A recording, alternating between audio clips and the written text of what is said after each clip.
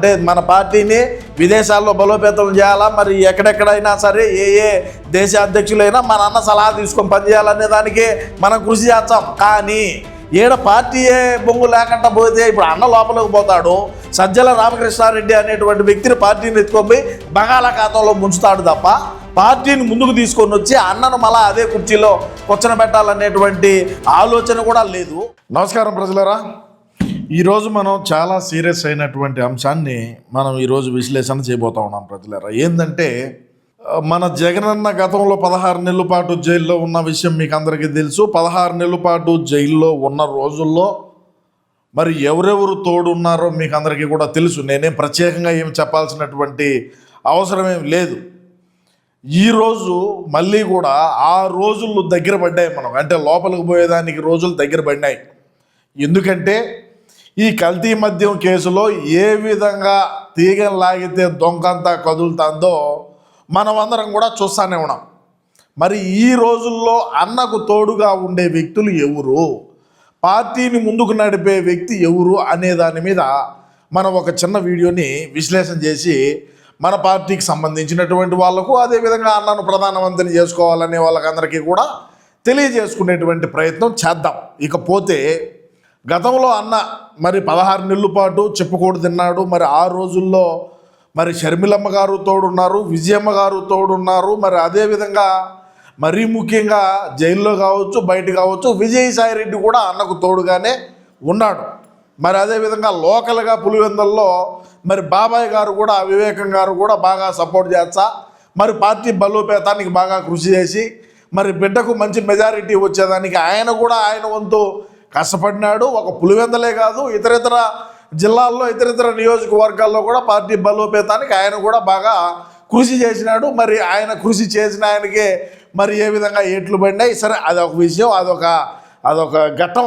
దాన్ని పక్కన పెట్టేస్తే మరి ఈరోజు ఈ లిక్కర్ కేసులో మరి ఎవరెవరైతే అన్న వెనకమాలు ఉన్నారో, అన్న ఎవరెవరైతే నమ్మినాడో, మరి నమ్మి వాళ్ళ దగ్గర డబ్బులు పెడితే ఆ డబ్బుల్ని ఎలక్షన్లో కూడా పంచుకుంటా మరి చెవిరెడ్డి భాస్కర్ రెడ్డి మరీ ముఖ్యంగా ఎలక్షన్లో పంచండి అని చెప్పి డబ్బులు ఇచ్చితే ఆ డబ్బుల్ని కూడా ఏ విధంగా దొబ్బేసినాడో మనం చూస్తున్నాం.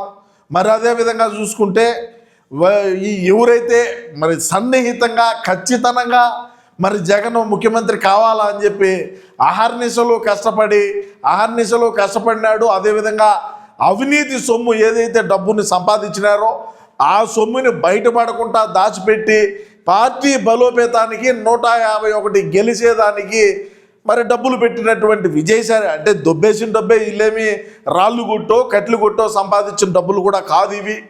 మరి ఆ డబ్బునైనా భద్రపరిచి వాటిని ఎన్నికల సమయంలో పార్టీ బలోపేతానికి వాడినాడు విజయసాయిరెడ్డి. ఆ విజయసాయిరెడ్డికి ఏమేమి పొగబెట్టి బయటికి పంపించినారో మనందరం కూడా చూసే ఉన్నాం.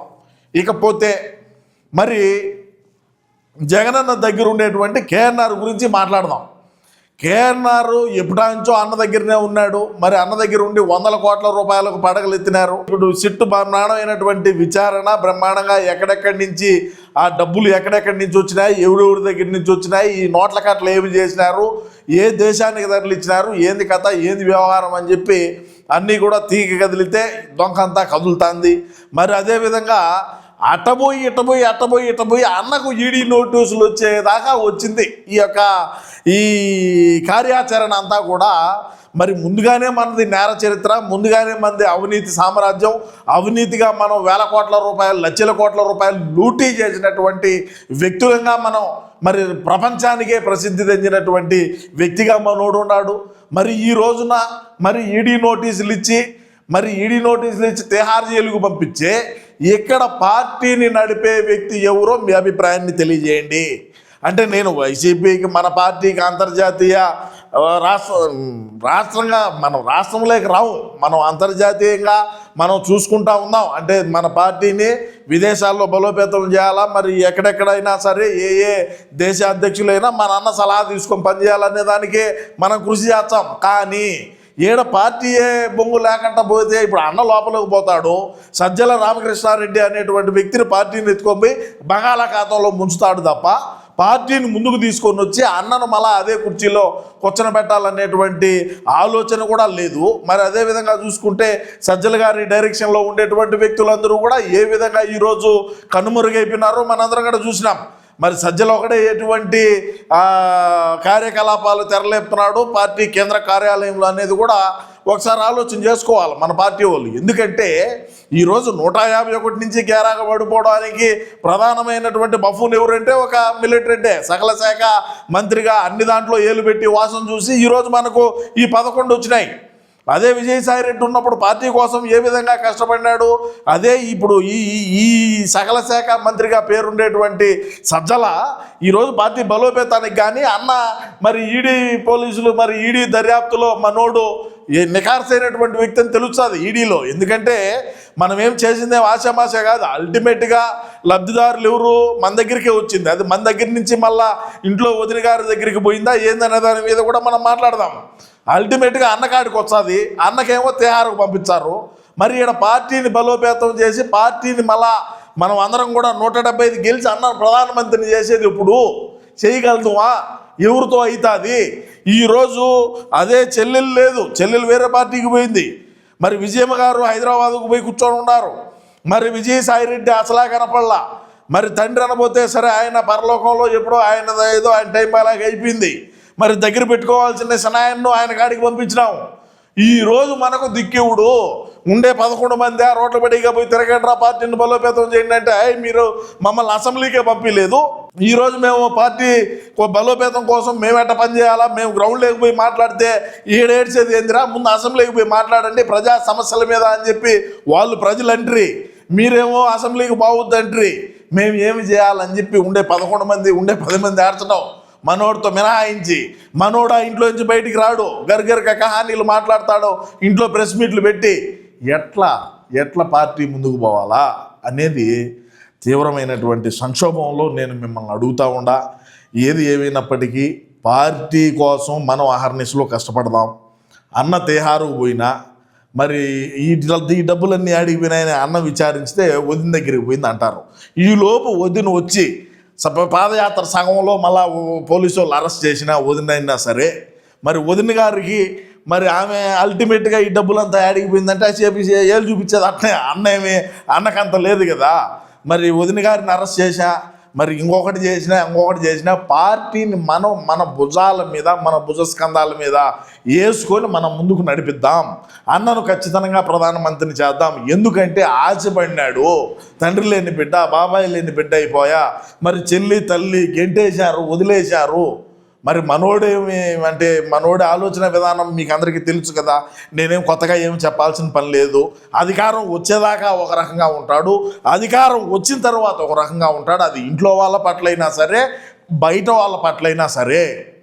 సో ఇప్పుడు అన్నకు ఎవడు లేక అన్న ఒంటరోడు అయిపోయినాడు. మరి బాబాయ్ లేడు, బాబాయ్ కుట్లోసేవాడు లేడు, ఆ రక్తం తుడిచేవాడు లేడు.